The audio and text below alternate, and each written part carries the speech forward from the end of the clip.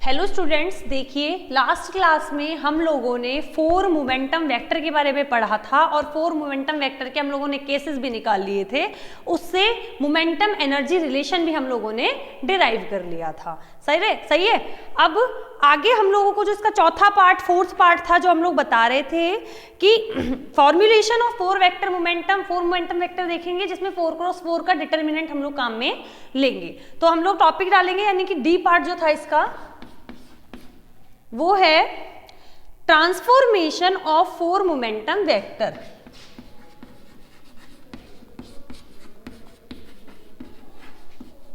Transformation of four momentum vector, इसमें हम लोग मैट्रिक्स काम में लेंगे। ठीक है, तो हम लोग लिखेंगे the four vector formulation. In four vector formulation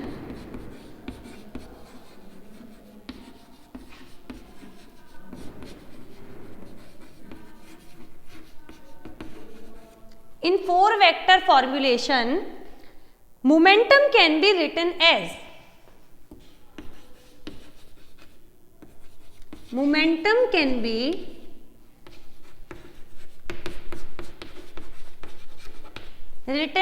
momentum कैसे लिखा जा सकता है? देखिए P1 dash, P2 dash, P3 dash, P4 dash.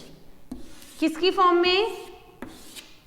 P1, P2, P3, P4 की फॉर्म में। वैल्यूज क्या आएंगी? Gamma 0 0, iota beta gamma 0 1 0 0 0 0 1 0 minus iota beta gamma 0 0 1।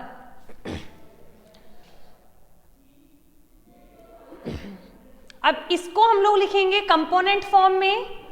तो क्या लिखेंगे कि P1 को तो जैसे Px, P2 को Py, P3 को Pz और P4 को आयोटा ई अपॉन C। तो लिखेंगे writing the components of four momentum vector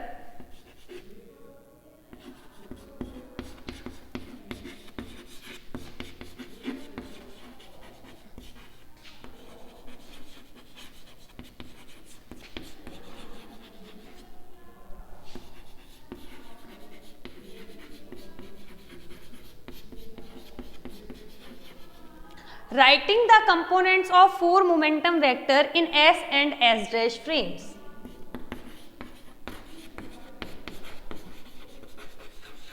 क्या होगा देखिए,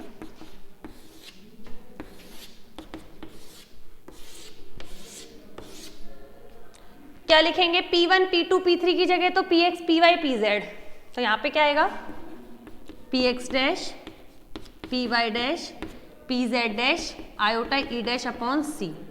यहाँ पे gamma 0 0, iota beta gamma 0 1 0 0 0 0 1 0 minus iota beta gamma 0 0 1।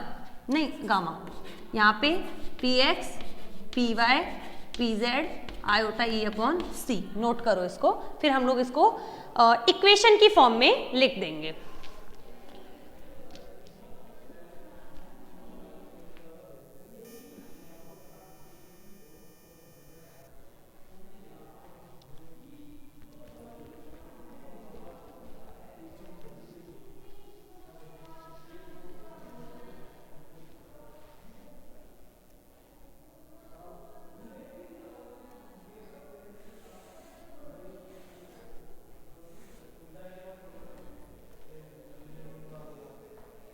इसको मिटा देती हूँ, वहां से लिखेंगे फिर यहाँ पे।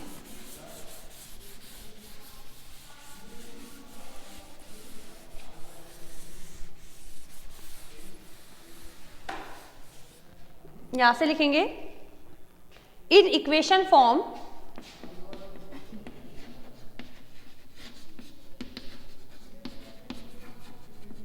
अगर हम इसको इक्वेशन फॉर्म में लिखें तो देखिए Px डैश की वैल्यू क्या आएगी? First row and multiplied by this column, gamma common, Px plus iota beta, यहाँ पे आयोटा ई अपॉन सी, यही आएगा ना। अब इसको सॉल्व कर लें अगर, तो पी एक्स डैश बराबर gamma P X iota square minus beta E upon C. पहली इक्वेशन। दूसरी इक्वेशन पी वाई डैश बराबर पी वाई। तीसरी इक्वेशन पी जेड डैश बराबर पी जेड। चौथी इक्वेशन यहीं से लिख देती हूं, iota E dash upon C is equals to gamma common यहां पे आएगा minus beta minus iota beta P X plus iota E upon C. Iota से आयोटा यहां से कैंसिल हो जाएगा, ले लेना तो ठीक है। यहां से आयोटा तो कैंसिल हो जाएगा। E dash upon C is equals to gamma minus beta P X plus E upon C. This is fourth equation. These are transformation equations for 4 momentum vector. Note करो इसको।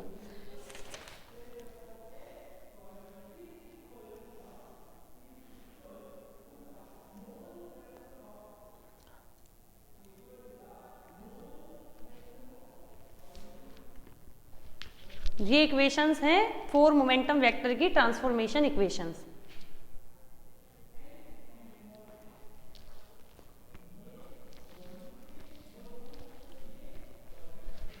नोट करो इसे।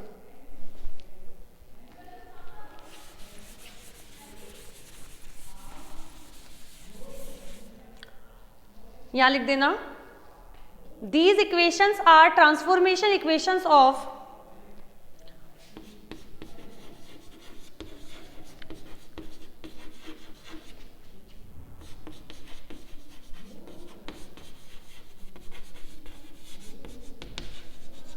these equations are transformation equations of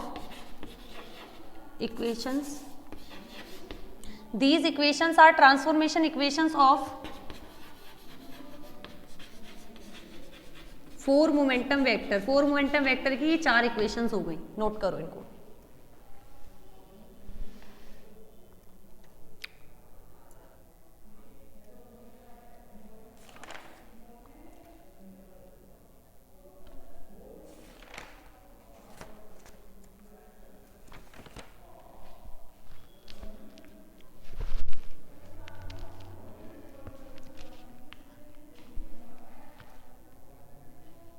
अब next topic अपन start करते हैं 4 force.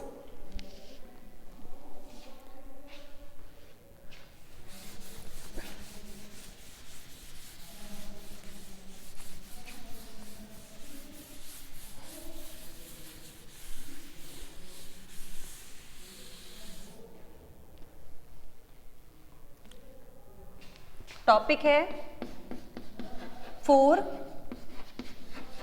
Force. देखिए इसको पहले समझो कि हमें पता है कि न्यूटन के सेकंड लॉ के according force is equals to DP upon DT होता है, the rate of change in momentum. लेकिन अगर अपन 4 फोर्स की बात कर रहे हैं तो यहाँ म्यू लगेगा, यहाँ भी म्यू लगेगा, यानी कि 4 कंपोनेंट्स होंगे यहाँ पे, फोर्स के भी और मोमेंटम के भी।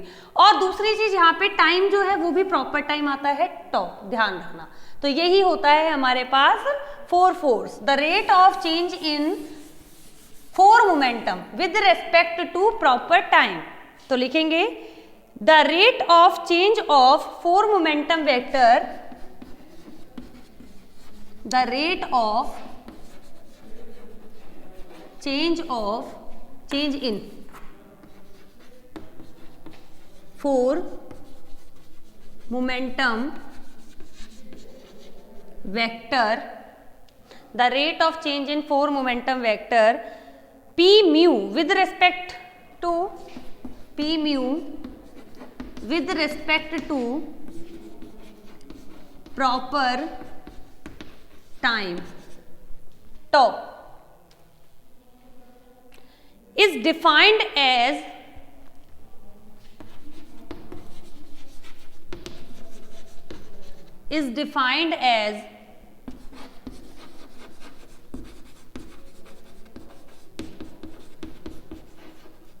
four momentum vector is defined as 4 momentum vector, that is F mu is equals to D P mu upon D tau, equation first. Note करो यहां तक।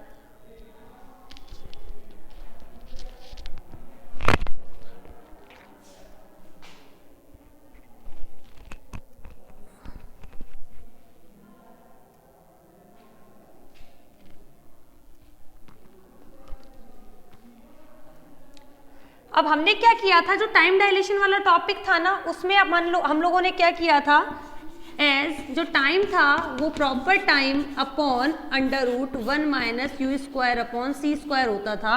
इसको हम बोलते हैं गामा यू, ये डी टॉ। यहाँ से डी टॉ की वैल्यू क्या आ जाएगी, D T upon gamma U, using equation 2 in equation 1। यहाँ से करेंगे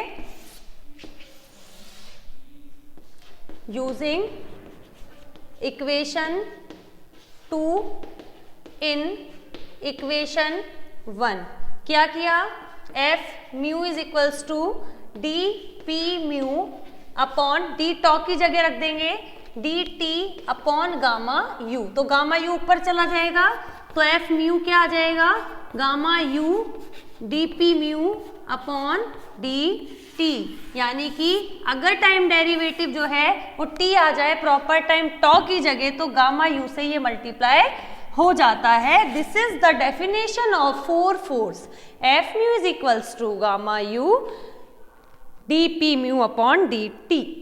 नोट करो, फिर इसके बाद इसके हम लोग कंपोनेंट्स निकालेंगे फोर्स के।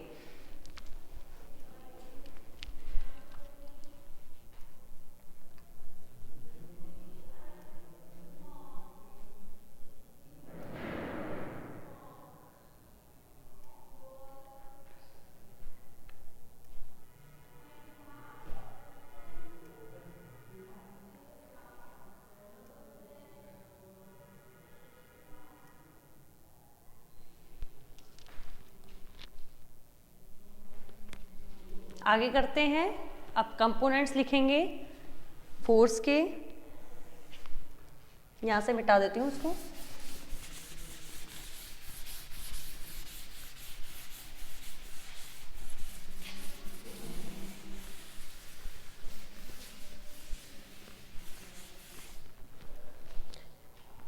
Now the components of 4 force vector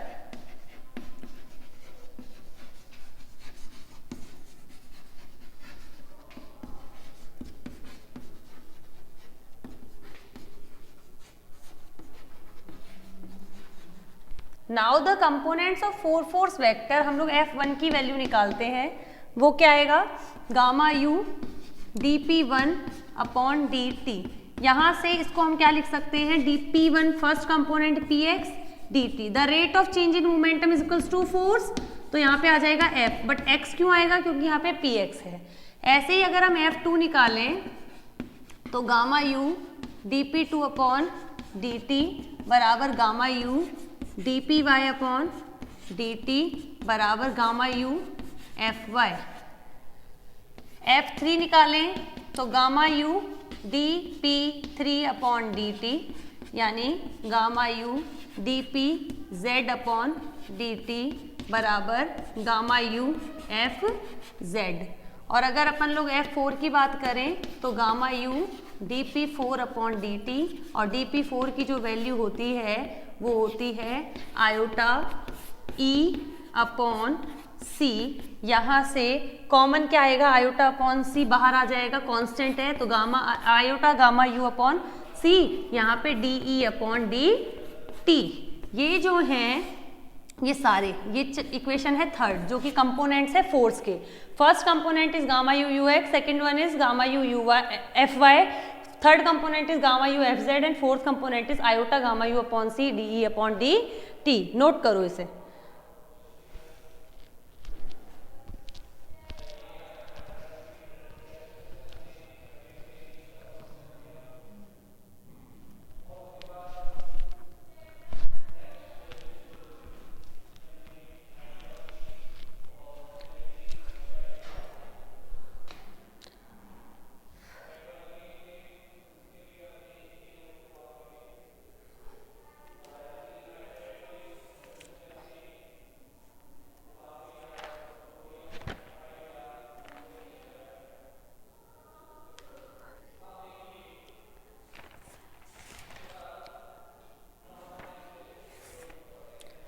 अब अपन लोग इसके केसेस करेंगे।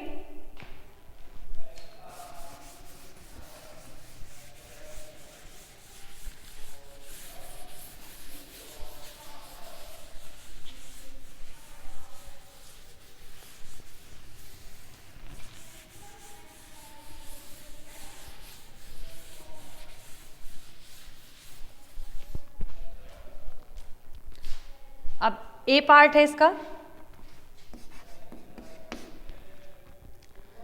Scalar product of 4 force vector, scalar product का मतलब होता है dot product, scalar product of 4 force vector with 4 velocity vector,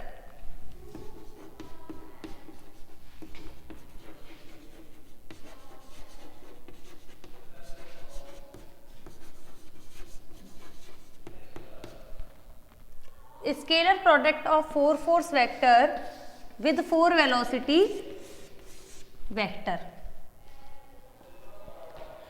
इसका मतलब समझना। अब हम लोगों को एफ म्यू जो है उसका डॉट प्रोडक्ट करना है किसके साथ, यू म्यू के साथ। तो हमें पता चलेगा इसकी वैल्यू 0 आती है, यानी कि ये दोनों एक दूसरे के परपेंडिकुलर होते हैं, क्योंकि इनके बीच में जब 90 डिग्री का एंगल होगा तभी cos 90 डिग्री की वैल्यू 0 आएगी। ठीक है, तो अब अपन लोग लिखते हैं from the definition of 4 force vector, या फिर ऐसे लिख लो as F mu is equals to होता है D P mu upon D tau, यानी D upon D tau of P mu की वैल्यू क्या होती थी, एम नॉड यू म्यू होती थी, इक्वेशन 1 नोट करो।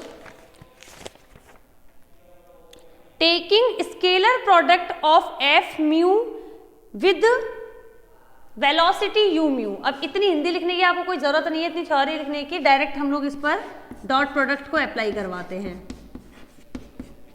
करवाया तो क्या आएगा,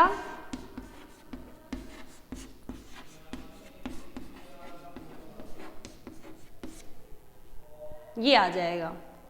अब अपन लोग क्या करते हैं, इसका डिफरेंशिएशन करते हैं। तो देखिए पहले यू म्यू को कॉमन लिया तो यू म्यू स्क्वायर डॉट रहेगा D M nought upon D tau, M nought का करा, फिर एम नॉड को बाहर लिया dot D U mu by D tau. सही है। अब देखिए क्या मैं इस इक्वेशन को ऐसे लिख सकती हूं, देखिएगा एक बार।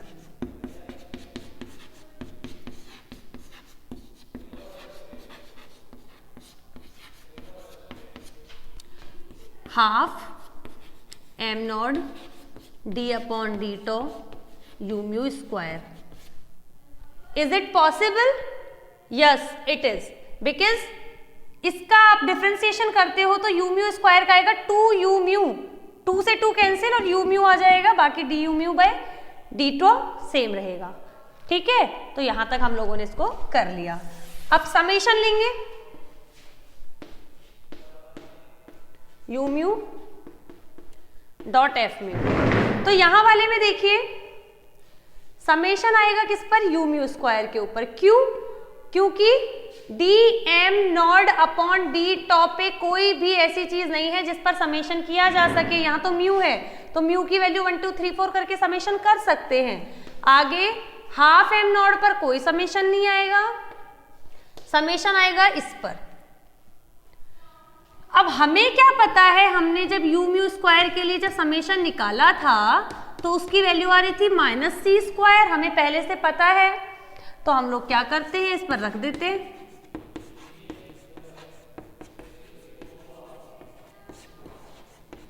-c square. आगे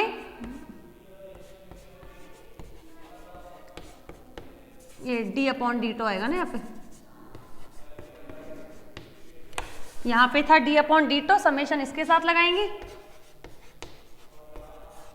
तो यहाँ पे क्या आ जाएगा, m not d upon D tau minus C square. अब यहां पे देखिए क्या होगा, माइनस सी स्क्वायर तो ये रहा D M naught by D tau, minus बाहर आ जाएगा, हाफ, इसको ऐसे लिख सकती हूं क्या मैं, एम नॉट को अंदर ले जाऊं, कोई फर्क पड़ेगा क्या, नहीं पड़ेगा, क्यों, एम नॉट तो वैसे भी कांस्टेंट है, अंदर रखो बाहर रखो कुछ भी रखो फर्क नहीं पड़ने वाला। तो ये तो एम नॉट रेस्ट मास है, M naught C square rest mass energy है। अब यहाँ देखिए, यहाँ एम नॉट रेस्ट मास है जो कि कभी बदलता नहीं है, बदलेगा नहीं, यानी वेरिएबल नहीं है, तो टॉ के रिस्पेक्ट में कांस्टेंट हो जाएगा, कांस्टेंट का डेरिवेटिव 0।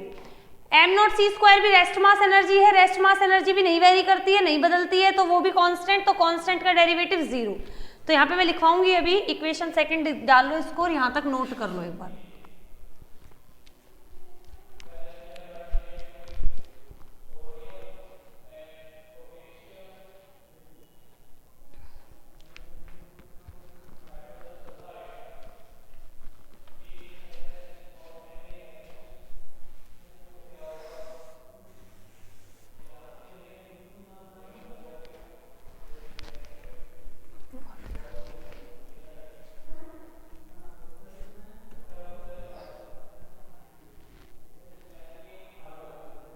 यहां से मिटा देती हूँ।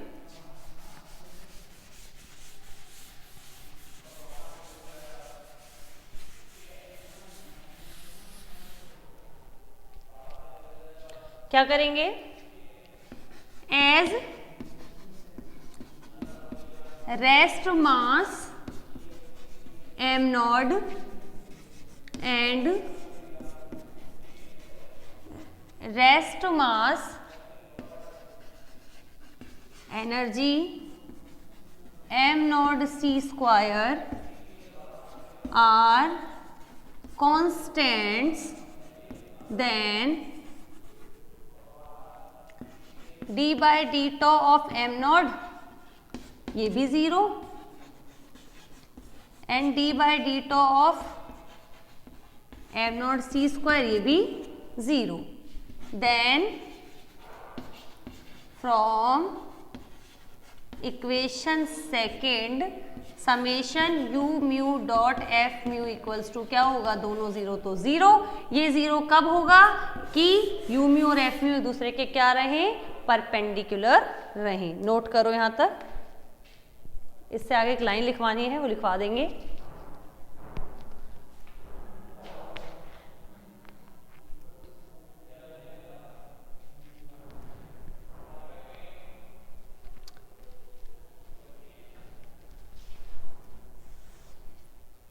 इधर से मिटाती हूँ उसको मैं।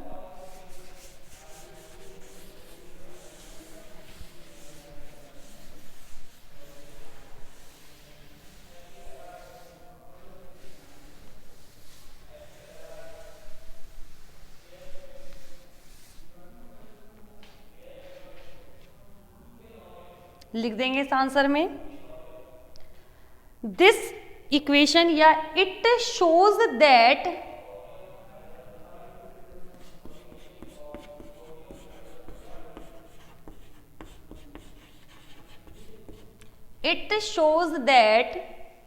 each component of 4 force that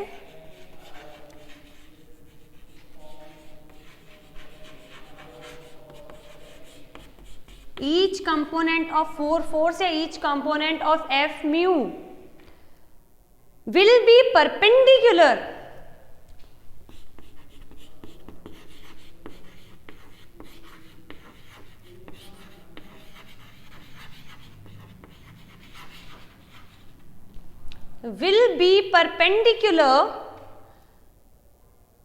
to the corresponding component of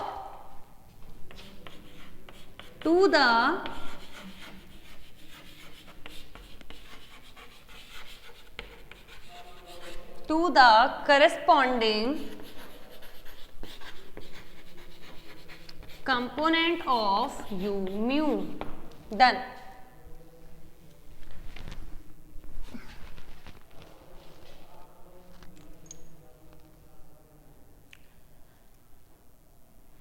ये इसका ए पार्ट कंप्लीट हुआ, अब बी करेंगे इसका।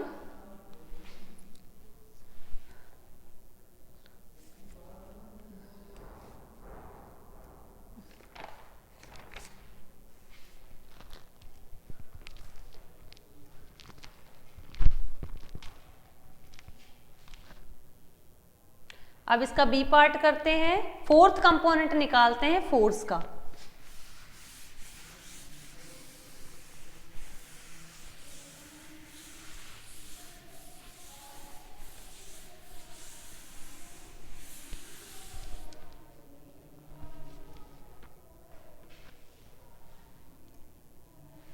बी पार्ट है fourth component of 4 force vector.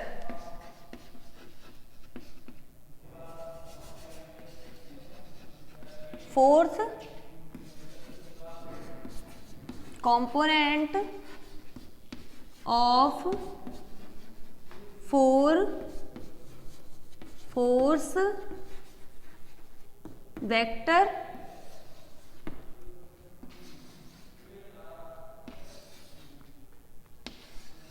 Done.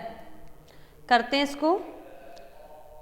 As हमने अभी अभी देखा summation of U mu dot F mu was 0।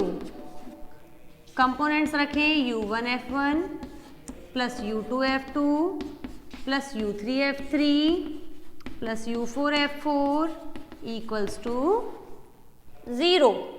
First second third components जो हैं उनकी वैल्यूज हम लोग यहाँ से रख देते हैं। तो यहाँ से u1 की वैल्यू हो जाएगी गामा u ux, f1 की वैल्यू fx, u2 की value gamma u uy, f2 की वैल्यू fy, u3 की value gamma u uz, f3 की वैल्यू fz, u4 की value iota c gamma u, f4 f4 ही रहेगा। इसकी वैल्यू हमें निकालनी है। इसको सबको वहाँ शिफ्ट कर देते हैं, गामा u कॉमन लेकर। करें क्या? हाँ सही है। तो यहाँ से हम लोग क्या करते हैं, उधर की तरफ इन सबको क्या कर देते हैं, शिफ्ट कर देते हैं। एक मिनट गलती हुई है। f1 की जगह जो था वो था गामा u fx, यहाँ गामा u स्क्वायर आएगा, यहाँ भी गामा u स्क्वायर, यहाँ भी गामा u स्क्वायर। अब यहाँ से सबसे गामा u स्क्वायर कॉमन ले लेते हैं, यहाँ बचता है ux fx plus uy fy plus uz fz, और यहाँ पे बचता है iota c gamma u f4। ये u और 4 में कंफ्यूज मत होना। यहाँ से हम लोग iota c gamma u f4 यहाँ रखते हैं, इन सबको वहाँ शिफ्ट कर देते हैं। Minus gamma square, gamma u square ux fx plus uy fy plus uz fz। यहाँ से iota c gamma u f4 की value minus gamma u square, यहाँ पे देखिए ये डॉट प्रोडक्ट किसको दिखा रहा है, vector u dot vector f को। ठीक है, गामा u से गामा u हो गया कैंसिल। f4 की वैल्यू क्या आ गई, minus gamma u upon iota c vector u dot vector f। तो f4 की वैल्यू क्या आ गई, आयोटा से अगर मैं ऊपर नीचे मल्टीप्लाई करूं तो iota square equals to minus, तो iota gamma u upon c vector u dot vector f। This is the fourth component of force. Note down करो इसको, सिर्फ कैलकुलेशन है और कुछ ज्यादा नहीं है।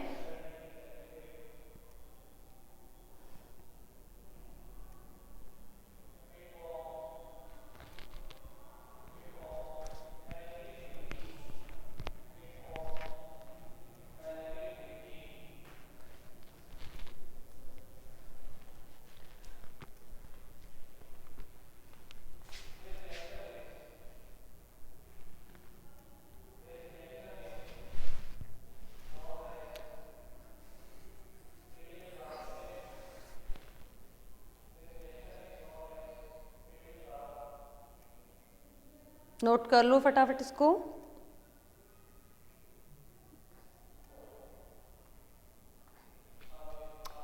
अब इसका सी पार्ट है, इक्वेशन ऑफ मोशन जो कि हम लोगों ने अभी तक न्यूटन की सिंपल पढ़ी है, अब हम पढ़ेंगे रिलेटिविस्टिक। रिलेटिविस्टिक इक्वेशन का मतलब जब यहाँ पे ये आइंस्टीन्स के लॉ फॉलो हो जाए, यानी 4 वेक्टर की बात हो।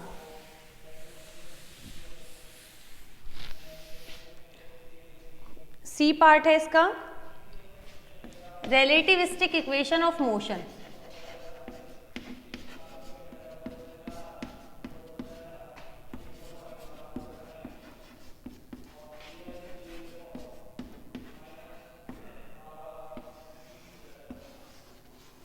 डन।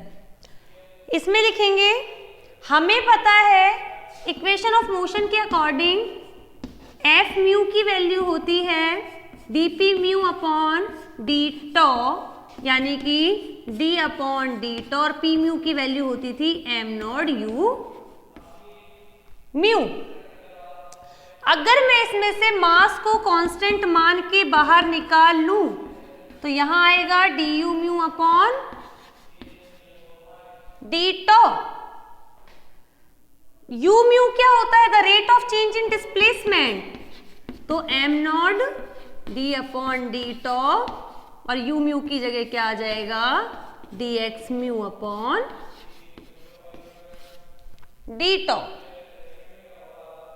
नोट करो इसको।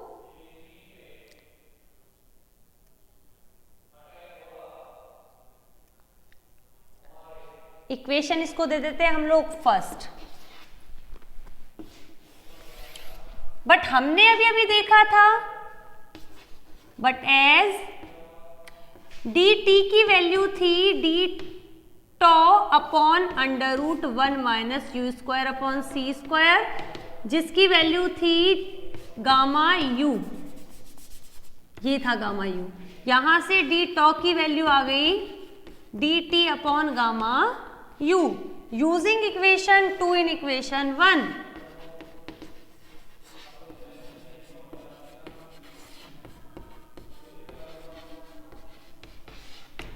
जब इसको यूज किया तो एफ म्यू की वैल्यू आई एम नॉट, देखिए डी अपॉन डी टॉ है, डी टॉ की जगह D T upon gamma you यहां आ जाएगा, D upon D T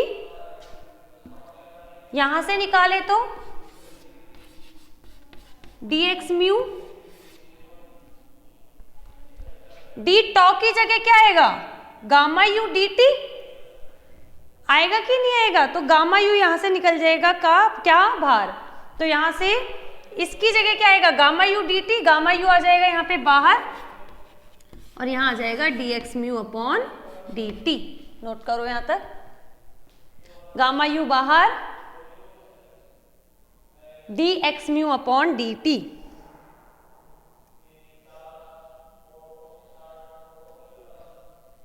equation हो गई सेकेंड, ये गामा यू है, ध्यान रखिएगा।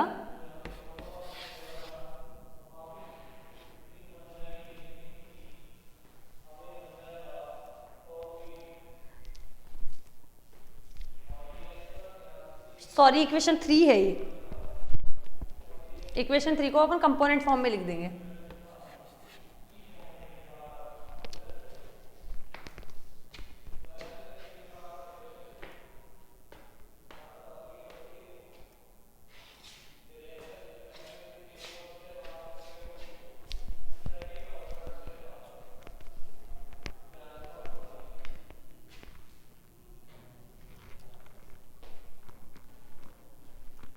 नोट कर लो इसको, इसको मिटा देती हूं यहां से।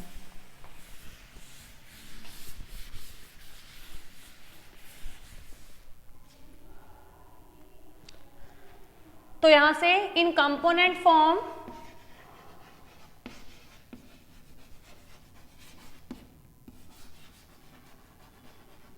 क्या होगा? एफ म्यू को लिखते हैं, अगर फर्स्ट कंपोनेंट की बात करें गामा यू एफ एक्स, वहां पे M nought gamma U D upon D T gamma U D X mu यानी डी एक्स यानी first component upon D T, यहां से गामा म्यू कैंसिल, तो एफ एक्स क्या था? M not D upon D T gamma u dx upon dt।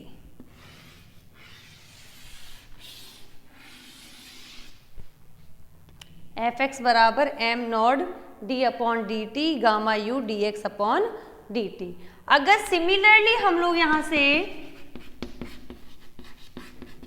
F Y निकालें तो M not D upon D T gamma U D Y upon D T.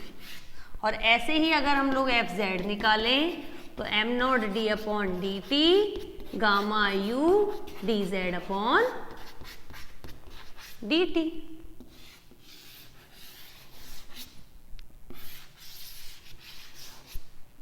ये तीनों क्या है? Relativistic equation of motion है। सिर्फ इसमें चेंज गामा यू की वजह से आया है। नोट करो इनको।